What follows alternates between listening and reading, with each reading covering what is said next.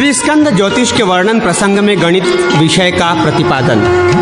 श्री सनंदन जी कहते हैं, देवर्षि, अब मैं ज्योतिष नामक वेदांग का वर्णन करूंगा, जिसका पूर्व काल में साक्षात ब्रह्मा जी ने उपदेश किया है तथा जिसके विज्ञान मात्र से मनुष्यों के धर्म की सिद्धि हो सकती है। ब्रह्मन ज्योतिष शास्त्र 4 लाख श्लोकों का बताया गया है। उसके 3 स्कंद हैं, जिनके नाम हैं गणित, सिद्धांत, जातक, होरा और संहिता। गणित में परिक्रम, ग्रहों के मध्यम एवं स्पष्ट करने की रीतियां बताई गई हैं। इसके सिवा अनुयोग, देश, दिशा और काल का ज्ञान, चंद्र ग्रहण, सूर्य ग्रहण, उदय, अस्त, छायाधिकार, चंद्र श्रृंगोन्नति, ग्रह युति, ग्रहों का योग तथा पात, महापात, सूर्य चंद्रमा के क्रांति साम्य का साधन प्रकार कहा गया है। जातक स्कंद में राशि भेद, ग्रह योनि, ग्रहों की जाति, रूप और गुण आदि, विनियोजित मानवेतर जन्मफल, गर्भाधान, जन्म, अरिष्ट, आयुदार्य, दशाक्रम, कर्माजीव, आजीविका, अष्टक वर्ग, राजयोग, नाभस योग, चंद्र योग, प्रवज्या योग, राशिशील, ग्रह दृष्टिफल, ग्रहों के भावफल, आश्रय योग, प्रकीर्ण, अनिष्ट योग, स्त्री जातक, फल, निर्याण, मृत्यु विषयक विचार, जन्म, नष्ट, विधान, अज्ञात जन्म काल को जानने का प्रकार तथा दृश्यकारणों के स्वरूप, इस सब विषयों का वर्णन है। अब संहिता स्कंद के स्वरूप का परिचय दिया जाता है। उसमें ग्रहचार, ग्रहों की गति, वर्ष लक्षण, तिथि, दिन, नक्षत्र, योग, करण, मुहूर्त, उपग्रह, सूर्य संक्रांति, ग्रह गोचर, चंद्रमा और तारा का बल, संपूर्ण लग्नों तथा ऋतु दर्शन का विचार, गर्भाधान, पुंसवन, सीमंतोन्नयन, जातकर्म, नामकरण, अन्नप्राशन, चूड़ाकरण, कर्णवेद, उपनयन, मौंजी बंधन, वेदारंभ, शुरिका बंधन, समावर्तन, विवाह, पृष्ठा, प्रतिष्ठा, गृह लक्षण, यात्रा, गृह प्रवेश, तत्काल वृष्टि ज्ञान, कर्म वैलक्षणं तथा उत्पत्ति का लक्षण, इन सब विषयों का संक्षेप से वर्णन करूंगा। अब गणित का प्रकरण प्रारंभ किया जाता है।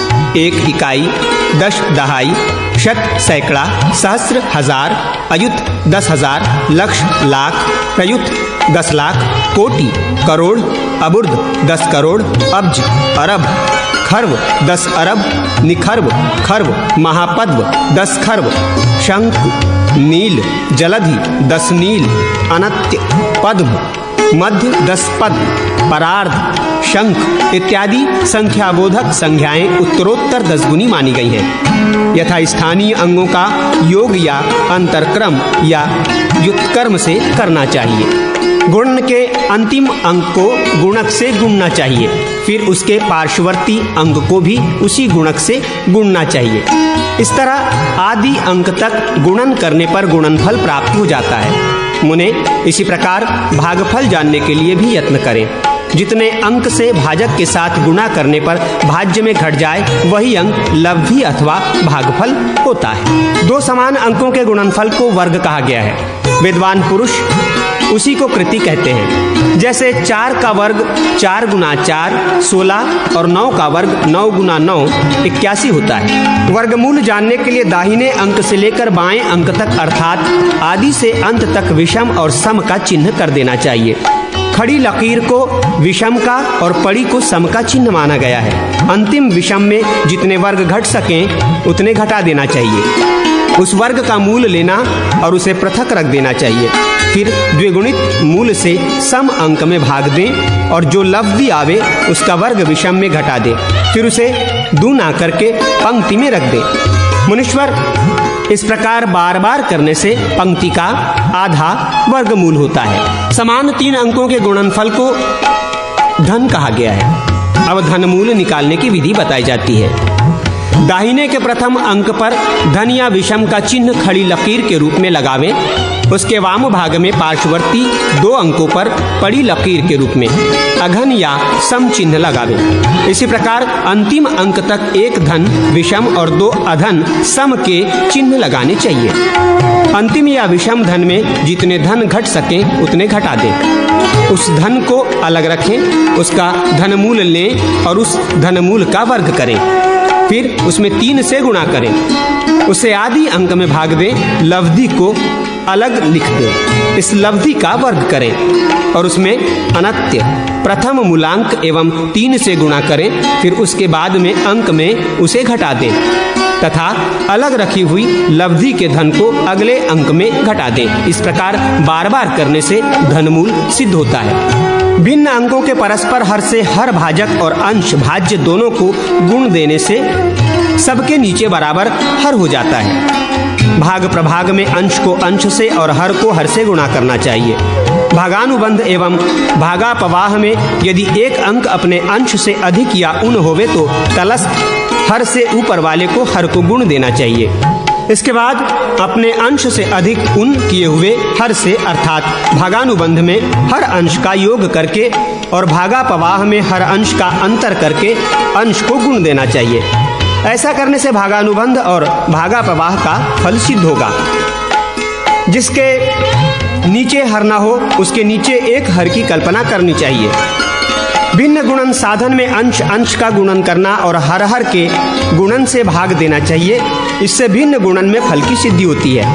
यथा 2/7 गुणा 3/8। यहाँ 2 और 3 अंश हैं और 7, 8 हर हैं। इनमें अंश अंश से गुणा करने पर 2 गुणा 3 बराबर 6 हुआ और हर हर के गुणन से 7 गुणा 8 बराबर 56 हुआ। फिर 6 भागित 56 करने से 6/56 जिसे 2 से काटने पर 3/28 उत्तर हुआ। विद्वान भिन्न संख्या के भाग में भाजक के हर और अंश को परिवर्तित कर हर को अंश और अंश को हर बनाकर फिर भाज्य के हर अंश के साथ गुणन क्रिया करनी चाहिए। इसमें भागफल सिद्ध होता है। यथा 3/8 4/5 में हर और अंश से परिवर्तन से 3/8 गुणा 5 4 बराबर 15/32 यही भागफल हुआ। भिन्नांग के वर्गादि साधन में यदि वर्ग करना हो तो हर और अंश दोनों का वर्ग करें तथा धन करना हो तो दोनों का धन करें। इसी प्रकार वर्गमूल निकालना हो तो दोनों का वर्गमूल और धनमूल निकालना हो तो भी दोनों का धनमूल निकालना चाहिए। यथा 3/7 का वर्ग हुआ 9/49 और मूल हुआ 3/7। इसी प्रकार 3/7 का धन हुआ 27/343 3/7। विलोमा विधि से राशि जानने के लिए दृश्य में हर को गुणक, गुणक को हर, वर्ग को मूल, मूल को वर्ग, ऋण को धन और धन को ऋण बनाकर अंत में उल्टी क्रिया करने से राशि इष्ट संख्या सिद्ध होती है। विशेषता यह है कि जहां अपना अंश जोड़ा गया हो वहां हर में अंश को जोड़कर और जहां अपना अंश घटाया गया हो वहां हर में अंश को घटाकर हर कल्पना करें और अंश ज्यों का त्यों रहे। फिर दृश्य राशि में विलोम क्रिया उक्त रीति से करें तो राशि सिद्ध होती है। अभिष्ट संख्या जानने के लिए इष्ट राशि की कल्पना करनी चाहिए। फिर प्रश्नकर्ता के कथनानुसार उस राशि को गुणा करें या भाग दें। कोई अंश घटाने को कहा गया हो तो घटावें और जोड़ने को कहा गया हो तो जोड़ दें। अर्थात प्रश्न में जो जो क्रियाएं कही गई हों वे इष्ट राशि में करके फिर जो राशि निष्पन्न हो उससे कल्पित इष्ट गुणित दृष्ट में भाग दें। उसमें जो लब्धि हो वही इष्ट राशि है। संक्रमण गणित में यदि 2 संख्याओं का योग और अंतर ज्ञात हो तो योग को 2 जगह लिखकर एक जगह अंतर को जोड़कर आधा करें तो एक संख्या का ज्ञान होगा और दूसरी जगह अंतर को घटाकर आधा करें तो दूसरी संख्या क्या ज्ञात होगा। इस प्रकार दोनों राशियां संख्याएं ज्ञात हो जाती हैं। वर्ग संक्रमण में यदि 2 संख्याओं का वर्गांतर तथा अंतर ज्ञात हो तो वर्गांतर में अंतर से भाग देने पर जो लब्धि आती है वही उनका योग है। योग का ज्ञान हो जाने पर फिर पूर्वोक्त प्रकार से दोनों संख्याओं का ज्ञान प्राप्त करना चाहिए। वर्गक्रम गणित में इष्ट का वर्ग करके उसमें 8 से गुणा करें, फिर 1 घटा दें, उसका आधा करें, तत्पश्चात उसमें इष्ट से भाग दें तो एक राशि ज्ञात होगी। फिर उसका वर्ग करके आधा करें और उसमें 1 जोड़ दें तो दूसरी संख्या ज्ञात होगी। अथवा कोई इष्ट कल्पना करके उस द्विगुणित इष्ट से 1 में भाग देकर लब्धि में इष्ट को जोड़ें तो प्रथम संख्या होगी और दूसरी संख्या 1 होगी। ये दोनों संख्याएं वे ही होंगी जिनके वर्गों के योग और अंतर में 1 घटाने पर भी वर्गांग ही शेष रहता है। किसी इष्ट के वर्ग का वर्ग तथा पृथक उसी का धन करके दोनों को पृथक पृथक 8 से गुणा करें। फिर पहले में 1 जोड़ें तथा दोनों संख्याएं ज्ञात करें। ये विधि व्यक्त और अव्यक्त दोनों गणितों में उपयुक्त है। गुणकर्म से अपने अष्टांक गुणित मूल से उन या युक्त होकर यदि कोई संख्या दृश्य हुई हो तो मूल गुणक के आधे का वर्ग दृश्य संख्या में जोड़कर मूल लेना चाहिए। उसमें क्रम से मूल गुणक के आधा जोड़ना और घटाना चाहिए। अर्थात यहाँ इष्ट गुणित मूल से ऊन होकर दृश्य हो वहाँ गुणकार्ध को जोड़ना तथा इष्ट गुणित मूल युक्त होकर दृश्य हो तो उक्त मूल में गुणकार्ध घटाना चाहिए। फिर उसका वर्ग कर लेने से प्रश्नकर्ता की अभिष्ट राशि संख्या सिद्ध होती है। यदि राशि मूलोन या मूलयुक्त होकर पुनः अपने किसी भाग से भी उन या युत होकर दृश्य होती हो तो उस भाग को एक में उन या युत कर, यदि भाग उन हुआ तो घटा करके और यदि युत हुआ तो जोड़ करके उसके द्वारा पृथक पृथक दृश्य और मूल गुणक में भाग दें। फिर इस नूतन दृश्य और मूल गुणक से पूर्वत राशि का साधन करना चाहिए। त्रैराशिक में प्रमाण और इच्छा ये समान जाति के होते हैं। इन्हें आदि और अंत में रखें। फल भिन्न जाति का है अतः उसे मध्य में स्थापित करें। फल को इच्छा से गुणा करके प्रमाण के द्वारा भाग देने से लब्धि इष्टफल होती है। ये क्रम राशि त्रैराशिक बताया गया है। व्यस्त त्रैराशिक में इसके विपरीत क्रिया करनी चाहिए, अर्थात प्रमाण फल को प्रमाण से गुणा करके इच्छा से भाग देने पर लब्धि इष्टफल होती है। प्रमाण, प्रमाणफल और इच्छा इन 3 राशियों को जानकर इच्छा फल जानने की क्रिया को त्रैराशिक कहते हैं। पंचराशिक, सप्तराशिक, नवराशिक, एकादश राशिक आदि में फल और हरों को परस्पर पक्ष में परिवर्तन करके प्रमाण पक्ष वाले को इच्छा पक्ष में और इच्छा पक्ष वाले को प्रमाण पक्ष में रखकर अधिक राशियों के घात में अल्प राशि के घात से भाग देने पर जो लब्धि आवे वही इच्छा फल है। मिश्र धन को इष्ट मानकर इष्ट कर्म से मूल धन का ज्ञान करें। उसकी मिश्र धन में घटाने से कलांतर शुद्ध समझना चाहिए। अपने अपने प्रमाण धन से अपने अपने काल को गुणा करना, उसमें अपने अपने व्यतीत काल और फल के घात गुणा से भाग देना, लब्धि को पृथक रहने देना, उन सब में यूनि के योग का पृथक पृथक भाग देना तथा सबको मिश्र धन से गुणा कर देना चाहिए। फिर क्रम से प्रयुक्त व्यापार में लगाए हुए धनखंड के प्रमाण ज्ञात होते हैं। पंचराशिकादि फल और हर को अनन्य पक्ष नयन करने से इच्छा पक्ष में फल के चले जाने से इच्छा पक्ष बहुराशि और प्रमाण पक्ष स्वल्प राशि माना गया है। इसी गणित के उदाहरण में जब इच्छा फल जानकर मूलधन जानना होगा तो फलों को परस्पर पक्ष में परिवर्तन करने से प्रमाण पक्ष स्वल्प राशि का फल ही बहुराशि इच्छा पक्ष से अधिक होगा। यहाँ राशि फल को इष्टमास और प्रमाण फल के गुणन से भाग देने पर मूलधन होता है। प्रक्षेप पूंजी के टुकड़े को पृथक पृथक मिश्रधन से गुणा देना और उसमें प्रक्षेप के योग से भाग देना चाहिए। इससे पृथक पृथक फल ज्ञात होते हैं। वापी आदि पूर्ण प्रश्न में अपने अपने अंशों से हर में भाग देना, फिर उन सब के योग से एक में भाग देने पर वापी के भरने के समय का ज्ञान होता है। द्विगुण चयादि वृद्धि में फल का साधन। जहाँ द्विगुण त्रिगुण आदि चय हो वहाँ पद यदि विषम संख्या 3, 5, 7 आदि हो तो उसमें एक घटाकर गुणक लिखें। यदि पद सम हो तो आधा करके वर्ग चिन्ह लिखें। इस प्रकार एक घटाने और आधा करने में भी जब विषमांक हो तब गुणक चिन्ह, जब समांक हो तब वर्ग चिन्ह करना एवं जब तक पद की कुल संख्या समाप्त न हो तब तक करते रहना चाहिए। फिर अनत्य चिन्ह से उल्टा गुणज और वर्गफल साधन करके आद्य चिन्ह तक जो फल हो उसमें एक घटाकर शेष में एकोन गुणक से भाग देना चाहिए। लब्धि को आदि अंक से गुणा करने पर सर्वधन होता है। क्षेत्र व्यवहार प्रकरण।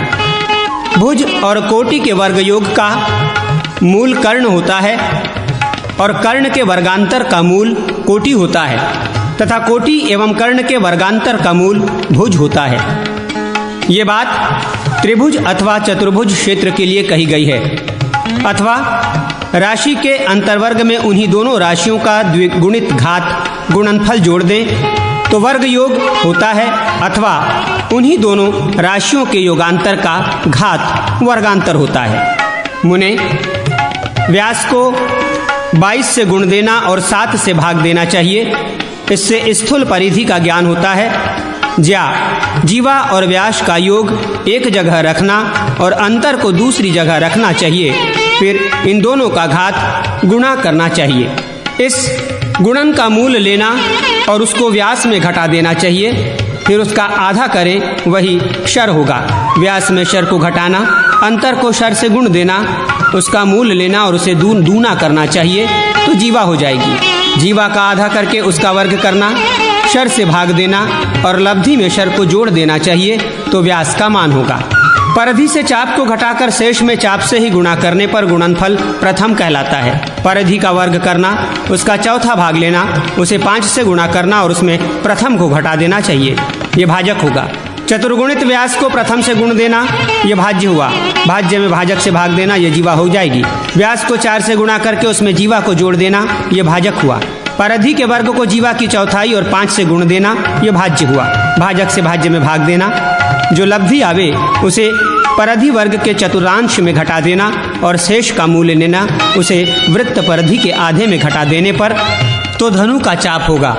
अन्नादि राशि व्यवहार, राशि व्यवहार में स्थूल, मध्यम, सूक्ष्म अन्न राशियों में क्रमशः उनके परिधि का नवमांश, दशमांश और एकादशांश वेद होता है। परिधि का शतांश लेकर उसका वर्ग करना और उसे वेद से गुण देना चाहिए, उसका नाम धनहस्त होगा। जल के व्यास, चौड़ाई से लंबाई को गुण देना, फिर उसी को गहराई के अंगुल मान से गुण देना तथा 3100 से भाग देना चाहिए। इससे जल का द्रोणात्मक मान ज्ञात होगा। चौड़ाई, गहराई और लंबाई के अंगुलात्मक मान को परस्पर गुण देना और उसमें 4096 से भाग देना तो अन्न का द्रोणादि मान होगा। ऊंचाई, व्यास, चौड़ाई और लंबाई के अंगुलात्मक मान को परस्पर गुण देना और 1150 से भाग देना चाहिए, वो पत्थर का द्रोणात्मक मान होगा। विस्तार आदि के अंगुलात्मक मान को परस्पर गुणा करना चाहिए और 585 से भाग देना चाहिए तो लब्धि लोहे के द्रोणात्मक मान का सूचक होती है। छाया साधन में प्रदीप और शंकु तलक का जो अंतर हो उसे शंकु को गुण देना और दीपक की ऊंचाई में शंकु को घटाकर उससे उस गुणित शंकु में भाग देना तो छाया का मान होगा। शंकु और दीपतल के अंतर से शंकु को गुण देना और छाया से भाग देना, फिर लब्धि में शंकु को जोड़ देना तो दीपक की ऊंचाई हो जाएगी। शंकु रहित दीपक की ऊंचाई से छाया को गुण देना और शंकु से भाग देना तो शंकु तथा दीपक का अंतर ज्ञात होगा। छायाग्र के अंत से छाया को गुण देना, छाया के प्रमाणांतर से भाग देना तो भू होगी। भू और शंकु का घात गुणा करना और छाया से भाग देना तो दीपक की ऊंचाई होगी। उपर्युक्त सब बातों का ज्ञान त्रैराशिक से होता है।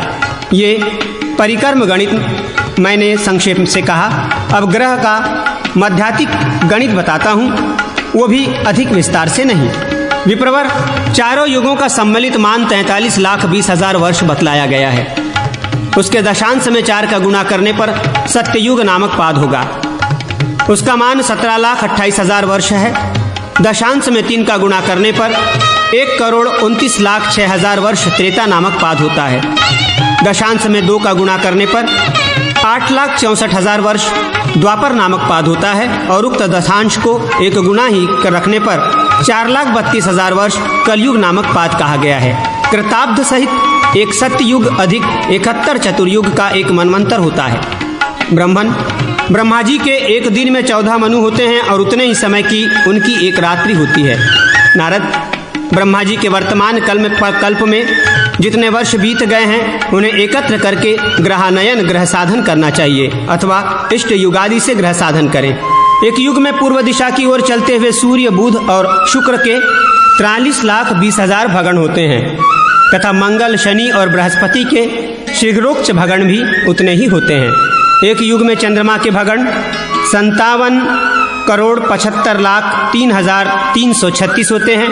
भौम के 2,29,06,832, बुध के शीघ्रोच्च के 17,09,37,060, बृहस्पति के 3,64,220, शुक्र के शीघ्रोच्च के 70,02,02,0 2376, शनि के 1,46,568 तथा चंद्रमा के उच्च भगण के 4,88,203 होते हैं। चंद्रमा के पाद की वामगति संबंधी भगणों की संख्या 2,32,238 है। सूर्य के एक उदय से दूसरे उदय पर्यंत जो दिन का मान होता है उसे भौमवासर या सावन वासर कहते हैं। वे एक महायुग चतुर्युग में 157 करोड़ 79,17,828 होते हैं। चांद्र दिवस 160 करोड़ 30,80,000 होते हैं। अधिमास 1 करोड़ 59,03,336 होते हैं तथा तिथि अक्षय 25 करोड़ 8,02,252 होते हैं। रवि मासों की संख्या 5 करोड़ 18,40,000 है। चांद्रमास 53 करोड़ 43,03,336 होते हैं। पूर्वाभिमुख गति के क्रम से एक कल्प में सूर्य के मंदोच्च भगण 387, मंगल के मंदोच्च भगण 204, बुध के मंदोच्च 368, गुरु के मंदोच्च 900, शुक्र के मंदोच्च 335 तथा शनि के मंदोच्च भगण 39 होते हैं। अब मंगल आदि ग्रहों के पातों की विलोम गति पश्चिम गमन के अनुसार एक कल्प में होने वाले भगण बताए जाते हैं। भौमपात के भगण 214, बुधपात के भगण 488, गुरुपात के भगण 174, भृगुपात के भगण 903 तथा शनिपात के भगण 662 होते हैं। वर्तमान युग, जिस युग में जिस समय के अहरगण या ग्रहादि का ज्ञान करना हो, उस समय में सृष्टयादि काल या युगादि काल से अब तक जितने वर्ष बीत चुके हों वे सूर्य के भगण होते हैं। भगण को 12 से गुणा करके मास बनाना चाहिए। उसमें वर्तमान वर्ष के चैत्र शुक्ल प्रतिपदा से लेकर वर्तमान मास तक जितने मास बीते हों उनकी संख्या जोड़कर योगफल को 2 स्थानों में रखना चाहिए। द्वितीय स्थान में रखे हुए मासगण को युग के उपर्युक्त अधिमासों की संख्या से गुणा करके गुणनफल में युग के सूर्य मासों की संख्या से भाग दें। फिर जो लब्धि हो उसे अधिमास की संख्या माने और उसको प्रथम स्थान स्थित मासगण में जोड़े। योगफल बीते हुए चंद्रमासों की संख्या का सूचक होता है। उस संख्या को 30 से गुणा करें तो गुणनफल तिथि संख्या का सूचक होता है। उसमें वर्तमान मास के शुक्ल प्रतिपदा से इष्ट तिथि तक की संख्या जोड़ें। जोड़ने से चांद्र दिन की संख्या ज्ञात होती है। इसको भी 2 स्थानों में रखें। दूसरे स्थान में स्थित संख्या को युग के लिए कथित तिथि क्षय संख्या से गुणा करें। गुणनफल में युग की चांद्र दिन तिथि संख्या के द्वारा भाग दें। जो लब्धि हो वही तिथि क्षय संख्या है। उसको प्रथम स्थान में स्थित चांद्र दिन संख्याओं में से घटा दें तो अभिष्ट दिन का लंकार्ध रात्रिकालीन सावन दिनगण अहरगण होता है। इससे दिनपति, मासपति, वर्षपति का ज्ञान करें। यथा दिनगण में 7 से भाग देने पर शेष बचे हुए 1 आदि संख्या के अनुसार रवि आदि से वारपति समझने चाहिए तथा दिनगण में 30 से भाग देकर लब्धि को 2 से गुणा करके गुणनफल में 1 जोड़ दें। फिर उसमें 7 से भाग देकर 1 आदि शेष होने पर रवि आदि मासपति समझें। इसी प्रकार दिनगण में 360 से भाग देकर लब्धि को 3 से गुणा करके गुणनफल में 1 जोड़ें। फिर उसमें 7 से भाग देने पर 1 आदि शेष संख्या के अनुसार रवि आदि वर्तमान वर्षपति होते हैं। मध्यम ग्रह ज्ञान युग के लिए कथित भगण की संख्या से दिन गुण को गुणा करें। गुणनफल में युग की कुदिन सावन दिन संख्या से भाग देने पर भगणादि ग्रह लंकार्ध रात्रिकालिक होता है। इसी प्रकार पूर्वाभिमुख गति वाले जो शीघ्रोच्च और मंदोच्च कहे गए हैं उनके भगण के द्वारा उनका भी साधन होता है। विलोम पश्चिमाभिमुख गति वाले जो ग्रहों के पातगण कहे गए हैं उनके द्वारा इसी प्रकार जो पात सिद्ध हो उनको 12 राशि में घटाने से शेष को मेषादि क्रम से राश्यादि पात समझना चाहिए। भूपरिधि प्रमाण पृथ्वी का व्यास 1600 योजन है। इस 1600 के वर्ग को 10 से गुणा करके गुणनफल का मूल भूमध्य परिधि होता है। अर्थात वर्गमूल की जो संख्या हो उतने योजन की पृथ्वी की परिधि जाननी चाहिए। इस भूमध्य परिधि की संख्या को अपने लंबांश व्यास से गुणा करके उसमें त्रिज्या 3438 से भाग देकर जो लब्धि हो वह स्पष्ट भू परिधि की योजन संख्या होती है। ग्रहों के देशांतर संस्कार ग्रह की कलादि मध्यम गति को देशांतर योजन रेखादेश से जितने योजन पूर्व या पश्चिम अपना स्थान हो उस से गुणा करके गुणनफल में स्पष्ट भू परिधि योजन के द्वारा भाग देने पर जो लब्धि हो वो कला आदि है। उस लब्धि को रेखा से पूर्व देश में पूर्व साधित ग्रह में घटाने से और पश्चिम देश में जोड़ने से स्वस्थानीय अर्धरात्रि कालिक ग्रह होता है। रेखा देश लंका से सुमेरु पर्वत पर्यंत याम्योत्तर रेखा में जो देश स्थान हैं वे रेखा देश कहलाते हैं, जैसे उज्जैनी, रोहितक, कुरुक्षेत्र आदि। वार प्रवृत्ति भूमध्य रेखा से पूर्व देश में रेखा देशीय मध्यरात्रि से देशांतर घटी तुल्य पीछे और रेखा से पश्चिम देश में मध्यरात्रि से देशांतर घटी तुल्य पूर्व ही वार प्रवृत्ति रवि आदि वारों का आरंभ होती है। इष्टकाल में मध्यम ग्रह जानने की विधि। मध्यरात्रि से जितनी घड़ी बाद ग्रह बनाना हो उस संख्या से ग्रह की कलादि गति को गुणा करके गुणनफल में 60 से भाग देकर लब्धि तुल्य कलादि फल को पूर्व साधित ग्रह में जोड़ने से तथा जितनी घड़ी मध्यरात्रि से पूर्व ग्रह बनाना हो उतनी संख्या से गति को गुणा करके गुणनफल में 60 से भाग देकर कलादि फल को पूर्व साधित ग्रह में घटाने से इष्टकालिक ग्रह होता है। चंद्रादि ग्रहों के परम विक्षेप बचक्र कला 21,600 के 80वां भाग 270 कला पर्यंत क्रांतिवृत्त सूर्य के मार्ग से परम दक्षिण और उत्तर चंद्रमा विक्षिप्त होता हटता है एवं गुरु 60 कला, मंगल 90 कला, बुध, शुक्र और शनि ये तीनों 120 कला पर्यंत क्रांति वृत्त से दक्षिण और उत्तर हटते रहते हैं। अभिष्ट जीवा साधन के लिए उपयोगी 24 जीवा साधन। 1 राशि कला 18वां संवा भाग 8वां 225 कला प्रथम जीवार्ध होता है। उस प्रथम जीवार्ध से प्रथम जीवार्ध में भाग देकर लब्धि को प्रथम जीवार्ध में ही घटाकर शेष प्रथम खंड को प्रथम जीवार्ध में ही जोड़ देने से द्वितीय जीवार्ध होता है। इसी प्रकार प्रथम जीवा से ही द्वितीय जीवा में भाग देकर लब्धि को द्वितीय खंड में घटाकर शेष को द्वितीय जीवार्ध में जोड़ने से तृतीय जीवार्ध होता है। इसी तरह आगे भी क्रिया करने से क्रमशः 24 जीवार्ध सिद्ध होते हैं। इस प्रकार सूर्य की परम क्रांति ज्या 1397 होती है। इस परम क्रांति ज्या से ग्रह की ज्या भुज्या को गुणा करके त्रिज्या के द्वारा भाग देने से इष्ट क्रांति ज्या होती है। उसका चाप बनाने से इष्ट क्रांति मध्यमा कहलाती है। भुज्या और कोटिज्या बनाने की रीति। ग्रहों को अपने अपने मंदोच्च में घटाने से शेष उस ग्रह का मंद केंद्र तथा शीघ्रोच्च में घटाने से शेष उस ग्रह का शीघ्र केंद्र कहलाता है। उस राश्यादि केंद्र की भुजज्या और कोटिज्या बनानी चाहिए। विषम 1 3 में पद की गत चाप की जीवा भुजज्या और गम्य चाप की जीवा कोटिज्या कहलाती है। सम 2 4 पद में गम्य चाप की जीवा भुजज्या और गत चाप की जीव्या कोटिज्या होती है। इष्टज्या साधन विधि। जितने राश्यादि चाप की जीवा बनाना हो उसकी कला बनाकर उसमें 225 से भाग देकर जो लब्धि हो उसकी संख्या सिद्ध 24 ज्यापिंड में गज्जापिंड की संख्या समझे। शेष कला को गतज्या और गम्यजा के अंतर से गुणा करके 225 से भाग देकर लब्ध कलादि को गतज्या पिंड में जोड़ने से अभिष्ट ज्या होती है। उत्क्रम ज्या भी इसी विधि से बनाई जाती है। जीवा से चाप बनाने की विधि। इष्ट जीवा की कला में सिद्ध जीवा पिंडों में से जितनी जीवा संख्या वाली जीवा घटे उसको घटाना चाहिए।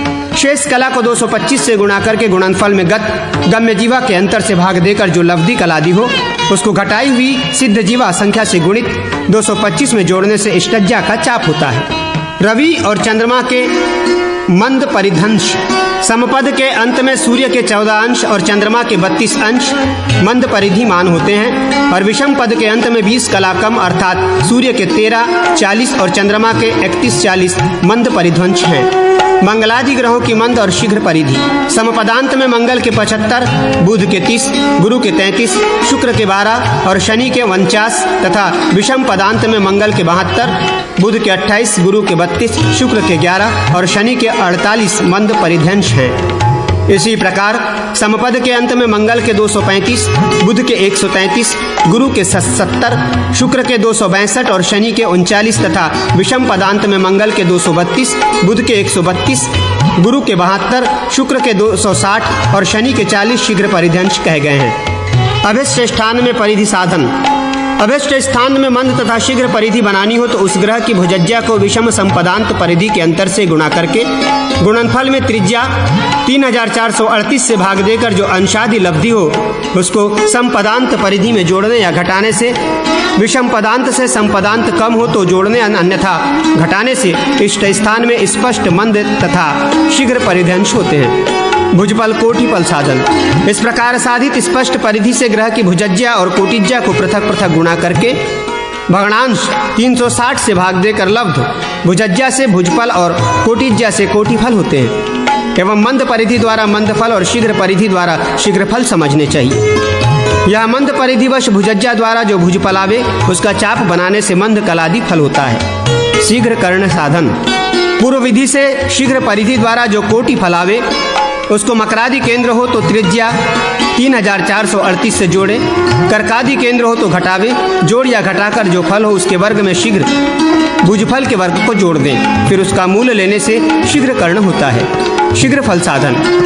पूर्व विधि से साधित शीघ्र भुजफल को त्रिज्या से गुणा करके शीघ्र कर्ण के द्वारा भाग देने पर जो कलादि लब्धि हो उसके चाप बनाने से शीघ्र भुजफल होता है। यह शीघ्र फल मंगलादि 5 ग्रहों में प्रथम और चतुर्थ कर्म में संस्कृत धन या ऋण किया जाता है। रवि और चंद्रमा में केवल एक ही मंद फल का संस्कार धन या ऋण किया जाता है। मुने, अब मंगलादि के 5 ग्रहों के संस्कार का वर्णन करता हूँ। उनमें प्रथम शीघ्र फल का, द्वितीय मंद फल का, तृतीय मंद फल का और चतुर्थ शीघ्र फल का संस्कार किया जाता है। संस्कार विधि। शीघ्र या मंद केंद्र में शादी 6 राशि के भीतर हो तो शीघ्र फल और मंद फल जोड़े जाते हैं। यदि तुलादि केंद्र 6 राशि से ऊपर हो तो घटाए जाते हैं। रवि भुजफल संस्कार। प्रत्येक ग्रह की गति कला को पृथक पृथक सूर्य के मंद भुजफल कला से गुणा करके उसमें 21,600 के द्वारा भाग देने से जो कलादि लब्धि हो उसको पूर्व साधित उदयकालिक ग्रहों में रवि मंद फलवत संस्कार, मंद फल धन हो तो धन, ऋण हो तो ऋण करना चाहिए। इससे स्पष्ट सूर्योदक कालिक ग्रह होते हैं। स्पष्ट ग्रह गति साधनार्थ गति फल। चंद्र मध्य गति में चंद्र मंदोच्च गति को घटाकर उससे अर्थात चंद्र केंद्र गति से तथा अन्य ग्रहों की स्वल्पांतर से अपनी अपनी गति से ही मंद स्पष्ट गति साधन में फल साधन करें। यथा उक्त गति चंद्रमा की केंद्र गति और अन्य ग्रहों की गति को दोर्जांतर गज्जज्जा और गतज्जा के अंतर से गुणा करके उसको 225 के द्वारा भाग देकर लब्धि को अपनी अपनी मंद परिधि से गुणा करके भग्नांश 360 के द्वारा भाग देने से जो कलादि फलब्धि हो उसको कर्कादि 3 से ऊपर नवराशि के भीतर केंद्र हो तो मध्यम गति में धन करने जोड़ने तथा मकरादि नवराशि से ऊपर 3 राशि तक केंद्र हो तो घटाने से मंद स्पष्ट गति होती है। पुनः इस मंद स्पष्ट गति को अपनी शीघ्रोच्च गति में घटाकर शेष को त्रिज्या तथा अंतिम शीघ्र कर्ण के अंतर से गुणा करके पूर्व साधित शीघ्र कर्ण के द्वारा भाग देने से जो लब्धि कलादि हो उसको यदि कर्ण त्रिज्या से अधिक हो तो मंद स्पष्ट गति में धन करने जोड़ने और अल्प हो तो घटाने से स्पष्ट गति होती है। यदि साधित ऋण गति फल मंद स्पष्ट गति से अधिक हो तो उसी ऋण गति फल में मंद स्पष्ट गति को घटाकर जो बचे वो वक्र गति होती है। इस स्थिति में वो ग्रह वक्र गति रहता है। ग्रहों की वक्र केंद्रांश संख्या। मंगल अपने चतुर्थ शीघ्र के केंद्रांश 164 में, बुध 144 केंद्रांश में, गुरु 130 केंद्रांश में, शुक्र 162 केंद्रांश में और शनि 115 शीघ्र केंद्रांश में वक्रगति होता है। अपने अपने वक्र केंद्रांश को 360 में घटाने से शेष के तुल्य के केंद्रांश होने पर फिर वो मार्ग गतिक होता है। काल ज्ञान। रवि क्रांतिज्या को पलभा से गुणा करके गुणनफल में 12 से भाग देने पर लब्धि कुज्या होती है। उस कुज्या को त्रिज्या से गुणा करके द्युज्या क्रांति की कोटिज्या से भाग देकर लब्धि चरज्या के चाप बनाने से चरासु होते हैं। उस चरचाप को यदि उत्तर क्रांति हो तो 15 घटी में जोड़ने से दिनार्ध और 15 घटी में घटाने से रात्यार्ध होता है। दक्षिण क्रांति हो तो विपरीत यानी 15 घटी में घटाने से दिनार्ध और जोड़ने से रात्यार्ध होता है। दिनार्ध को दुना करने से दिनमान और रात्यार्ध को दुना करने से रात्रिमान होता है। पंचांग साधन। 800 कला एक एक नक्षत्र का और 720 कला एक एक तिथि का भोगवान होता है। अतः ग्रह किस नक्षत्र में है ये जानना हो तो राष्ट्रादि ग्रह को कलात्मक बनाकर उसमें भभोग 800 के द्वारा भाग देने से जो लब्धि हो उसके अनुसार अश्विनी आदिगत नक्षत्र समझने चाहिए। शेष कलादि से ग्रह की गति के द्वारा उसकी गत और गम्य घटी को समझना चाहिए। उदयकालिक स्पष्ट रवि और चंद्र का योग करके उसकी कला में भभोग 800 के द्वारा भाग देकर लब्धिगत विष्कुंभ आदि योग होते हैं। शेष वर्तमान योग की गत कला है, उसको 800 में घटा देने से गम्य कला होती है। उस गत और गम्य कला को 60 से गुना करके उसमें रवि और चंद्र की गति कला के योग से भाग देने पर गत और गम्य घटी होती है। स्पष्ट चंद्र में स्पष्ट सूर्य को घटाकर शेष राशि की कला बनाकर उसमें तिथि भोग 720 से भाग देने पर लब्धि गत तिथि संख्या होती है। शेष वर्तमान तिथि की गत कला है, उसको 720 में घटाने से गम्य कला होती है। गत और गम्य कला को पृथक 60 से गुणा कर चंद्र और रवि के स्पष्ट गत्यंतर से भाग देकर लब्धि क्रम से भुक्त गत और गम्य घटी होती है। पंचांग में वर्तमान तिथि के गम्य घटी लिखी जाती है। तिथि में करण जानने की रीति। शुक्ल पक्ष की प्रतिपदादि गत तिथि संख्या को दूना करके 7 के द्वारा भाग देने से एक आदि शेष में क्रम से 1 बव, 2 बालव, 3 कौलव, 4 तैतील, 5 गर, 6 वणिज, 7 विष्टि भद्रा ये करण वर्तमान तिथि के पूर्वार्ध में होते हैं। ये 7 करण शुक्ल प्रतिपदा के उत्तरार्ध से कृष्ण 14 के पूर्वार्ध तक 28 तिथियों में 8 आवृत्ति कराते हैं, इसलिए ये 7 चर करण कहलाते हैं। कृष्ण पक्ष 14 के उत्तरार्ध से शुक्ल प्रतिपदा के पूर्वार्ध तक क्रम से 1 शकुनी, 2 नाग, 3 चतुष्पद और 4 किंतुस्त्रिभ्न ये 4 स्थिर करण होते हैं। दिक्साधन जल से संशोधित परीक्षित शिलातल या वज्रलेप सीमेंट से सम बनाए हुए भूतल में जिस अंगुलिमाल से शंकु बनाया गया हो, उसी अंगुलिमाल से अभिष्ट त्रिज्यांगुल से वृत्त बनाकर उसके मध्य केंद्र में समान 12 विभाग कल्पित अंगुल से बने हुए शंकु की स्थापना करें। उस शंकु की छाया का अग्रभाग दिन के पूर्वार्ध में जहाँ वृत्त परिधि में स्पर्श करे वहाँ पश्चिम बिंदु जाने और दिन के उत्तरार्ध में फिर उसी शंकु की छाया का अग्रभाग जहाँ वृत्त परिधि को स्पर्श करे वहाँ पूर्व बिंदु समझे। इस प्रकार पूर्व और पश्चिम बिंदु का ज्ञान करें, अर्थात उन दोनों बिंदुओं में एक सरल रेखा खींचने से पूर्वापर रेखा होगी।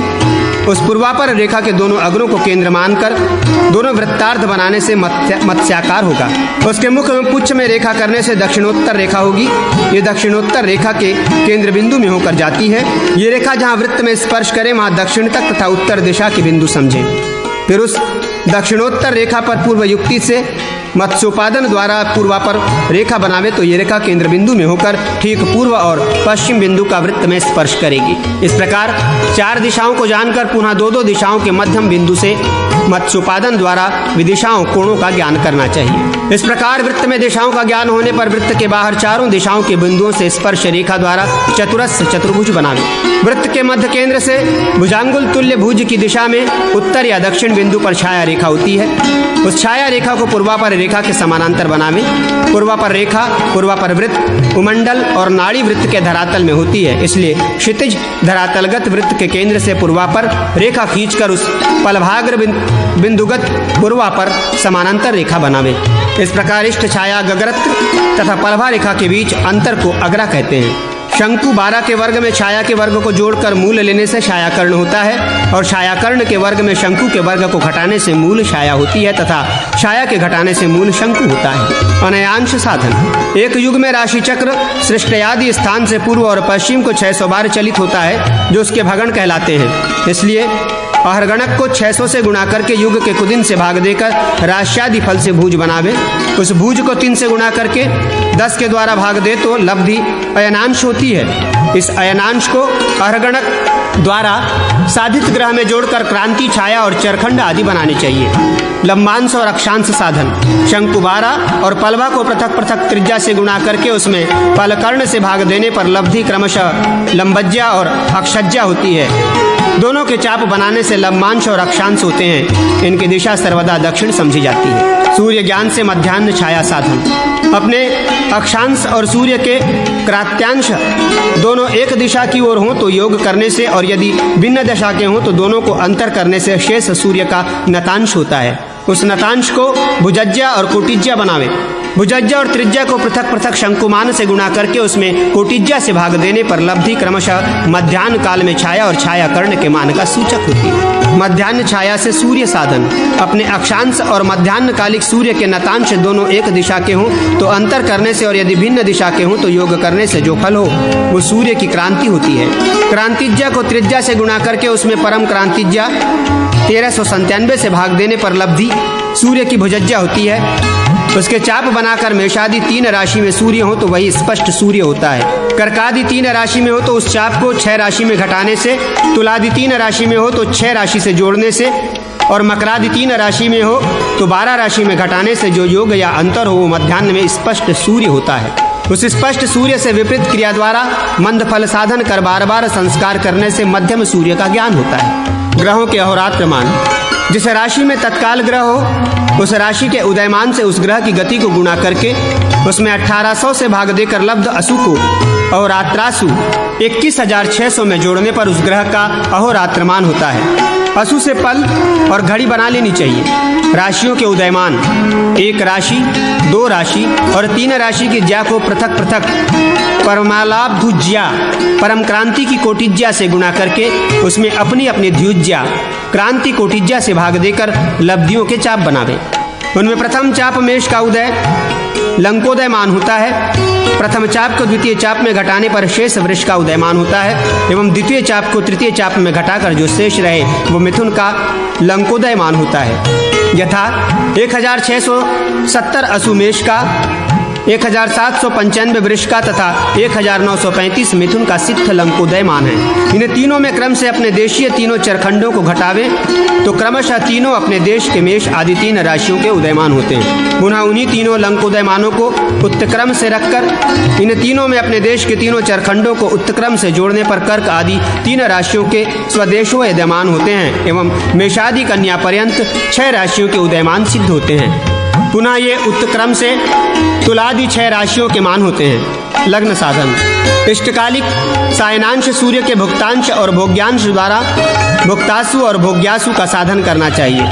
यथा भुक्तांश को सायन सूर्य के स्वदेशोदयमान से गुणा करके 30 का भाग देने पर लब्धि भुक्तासु और भोग्यांश को स्वदेशोदयमान से गुणा करके उसमें 30 के द्वारा भाग देने पर लब्धि भोग्यासु होते हैं। इष्ट घड़ी के असु बनाकर उसमें भोग्यासु को घटाकर जो शेष बचे उसमें अग्रिम राशियों में से जितने के स्वदेशो यदमान घटे उतने घटावें अथवा इसी प्रकार इष्टासु में भुक्तासु घटाकर शेष में गत राशियों के उत्क्रम से उनके जितने स्वदेशो यदमान घटे घटावें। जिस राशि तक का मान घट जाए वहाँ तक शुद्ध और जिसका मान नहीं घटे वो अशुद्ध संज्ञक होती है। बचे हुए इष्टाशु को 30 से गुणा करके अशुद्ध राशि के उदयमान से भाग देकर लब्ध अंशादि को भोग्यक्रम विधि हो तो शुद्ध राशि संख्या में जोड़ने और भुक्त उत्क्रम विधि हो तो अशुद्ध राशि की संख्या में घटाने से सायन लग्न होता है।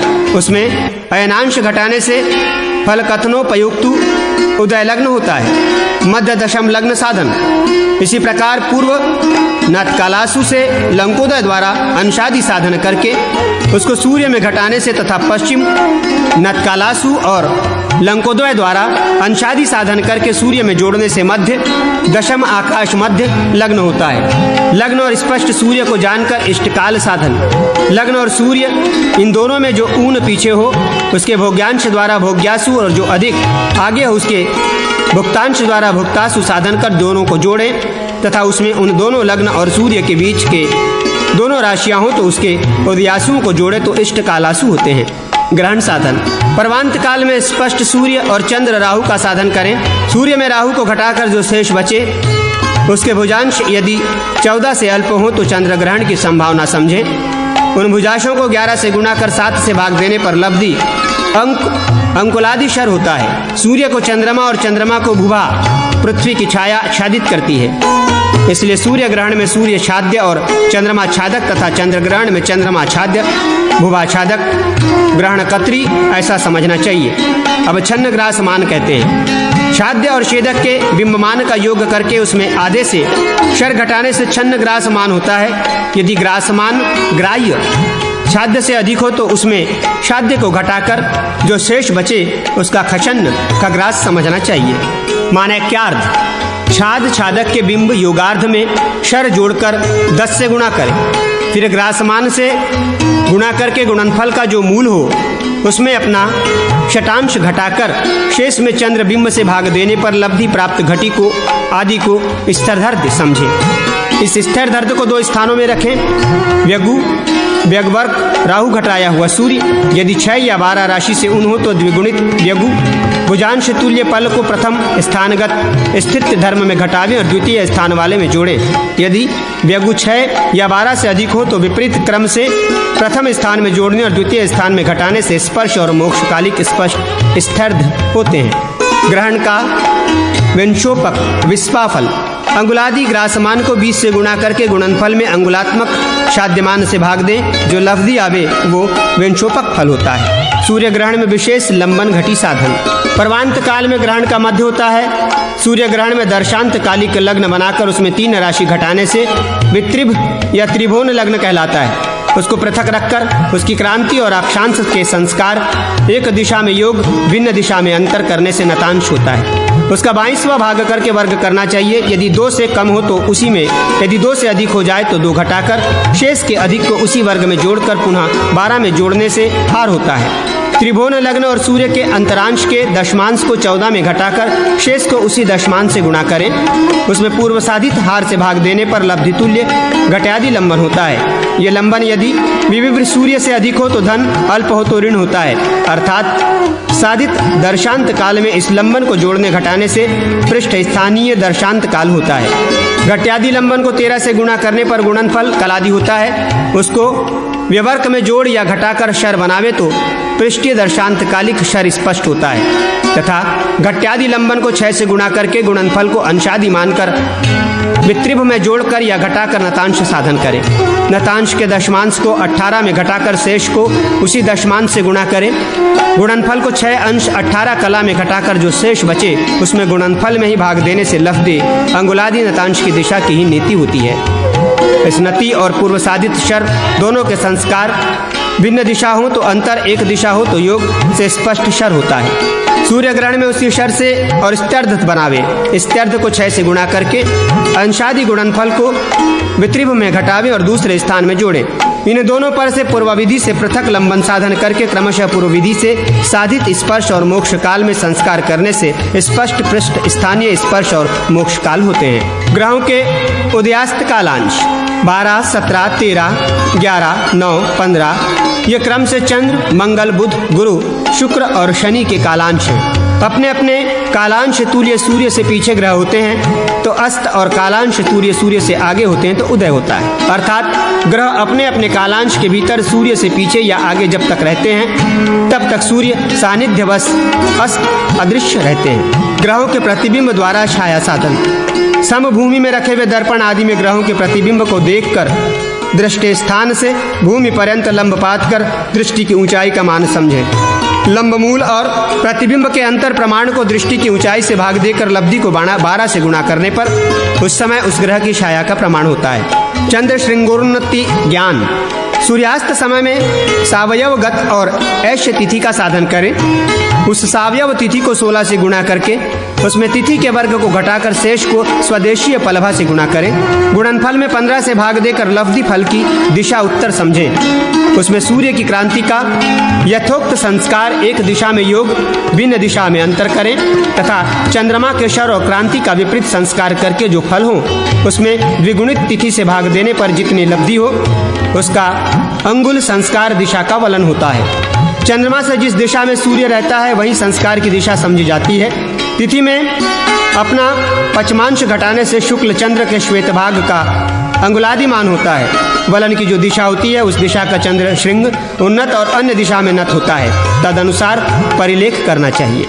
ग्रहयुति ज्ञानार्थ मंगलादि 5 ग्रहों के बिंब साधन। मंगलादि के 5, 6, 7, 9, 5 इन मध्यम बिंबमानों को क्रम से मंगलादि ग्रहों के कर्ण शेष, त्रिज्या और अपने अपने शीघ्र कर्ण के अंतर में से गुणा करके गुणनफल को 2 के स्थानों में रखें। एक स्थान के क्रम से मंगलादि ग्रह के 21, 12, 6, 24 और 3 का भाग देकर लब्धि को द्वितीय स्थान में स्थित गुणनफल में यदि कर्ण त्रिज्या से अधिक हो तो घटावें, यदि त्रिज्या से अल्प हो तो जोड़ें। उसमें 3 से भाग देने पर क्रमशः मंगलादि ग्रहों के बिंब प्रमाण होते हैं। ग्रहों की युति के गत गम्य दिन साधन। जिन 2 ग्रहों के युति काल का ज्ञान करना हो वे दोनों मार्गी हो अथवा दोनों वक्री हो तो दोनों ग्रहों की अंतर कला में दोनों की गत्यंतर कला से भाग देना चाहिए। यदि एक वक्र और एक गार्गी मार्गी हो तो दोनों की गति योग कला से भाग देना चाहिए। फिर जो लब्धि आवे वो ग्रह युति के गत या गम्य दिनादि। ग्रहों की युति में भेद ज्ञान। जिन 2 ग्रहों की युति होती है उन दोनों के अपनी अपनी नीति से संस्कृत शर एक दिशा के हो तो अंतर, यदि भिन्न दिशा के हो तो योग करने से दोनों ग्रहों का अंतर दक्षिणोत्तरांतर होता है। यह अंतर यदि दोनों के बिंबमान योगार्ध से अल्प हो तो उसमें योग में भेद एक से दूसरा आच्छादित होता है। इसलिए इनमें नीचे वाले को छादक और ऊपर वाले को छाद्य मानकर सूर्य ग्रहण के समान ही लंबन, ग्रासमान आदि साधन करना चाहिए। पाताधिकार, पात की संज्ञा। जब सूर्य और चंद्रमा दोनों एक ही अयन, याम्यायन, दक्षिणायन अथवा सौम्यायन, उत्तरायण में हों तथा उन दोनों के राश्यादि योग 12 राशि हों, तो उस स्थिति में दोनों की क्रांति साम्य होने पर वह धृति नामक पात कहलाता है। तथा जब दोनों भिन्न पृथक पृथक अयन में हो और दोनों का योग 6 राशि हो, तो उस स्थिति में दोनों की क्रांति साम्य होने पर व्यतिपात नामक पात होता है। जब सूर्य चंद्र का अंतर चक्र या 6 राशि हो, उस समय में तात्कालिक अयनांशादि से युक्त सूर्य और चंद्रमा की अपनी अपनी क्रांति का साधन करें। यदि शर संस्कृत चंद्रमा की क्रांति स्पष्टा क्रांति तात्कालिक सूर्य की क्रांति से अधिक हो तथा चंद्रमा यदि विषम पद में हो, तो पातकाल को गत बीता हुआ समझना चाहिए। यदि विषम पदस्थ चंद्रमा की शर संस्कृत क्रांति से अल्प हो, तो पातकाल को भावी होने वाला समझना चाहिए। यदि चंद्रमा समपद में हो, तो इससे विपरीत सूर्य की क्रांति से चंद्रमा की स्पष्ट क्रांति अधिक हो तो भावी, अल्प हो तो गत, पातकाल समझे। यदि स्पष्ट क्रांति बनाने में चंद्रमा के शर में क्रांति घटाई जाए, तो इस स्थिति में चंद्रमा के बिंब और स्थान में पद की भिन्नता होती है। स्फुट क्रांति, साम्य ज्ञान प्रकार। सूर्य और चंद्रमा दोनों की क्रांतिज्या को त्रिज्या से गुणा करके उसमें परम क्रांतिज्या से भाग देकर जो लब्धियां हों, उन दोनों के चाप बनाएं।